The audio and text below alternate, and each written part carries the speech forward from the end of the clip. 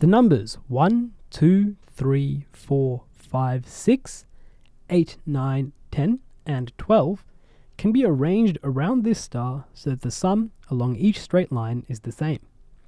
4 of the numbers are missing. The missing number at S is 1, 2, 4, or 12. So, since we know that the sum of the numbers along each line has to be the same, let's find that number first. We notice that we have one complete line just across the middle here. And let's add up the numbers there so we can find what our magic total number should be for every single line. 10 plus 3 plus 5, that's 18, and then plus 6, that is 24. So we know now the number that every line should add up to is 24. Moving along, we can pay attention to this line here. You'll notice that there is numbers on most of the points in the line except for one, right here. And we can quite easily find out what number should go around this circle. So we know that all together they should add up to 24. And with this missing number, it will. So 24 is equal to 8 plus 5 plus 9 plus our mystery number. We'll call it x. Okay, so now let's do some algebra. We need to move these to the other side. And remember, every time you move a number like this to the other side, you have to change the sign to being a minus. So it'll actually be 24 minus 8, minus 5, and minus 9. Let's write that down and calculate it out. You'll be left with x is equal to 24 minus 8, minus 5, and minus 9.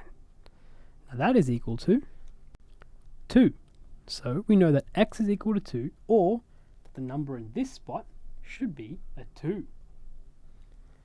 Now that we know that, from here we can use a little bit of trial and error to get us to the answer.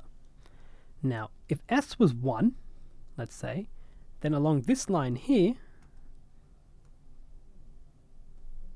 we would have to have a total of 24, just like every other line in this series.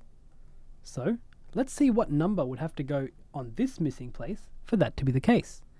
It would have to be 24 minus 2 minus 1, so 21, and then minus 6. It would have to be 15.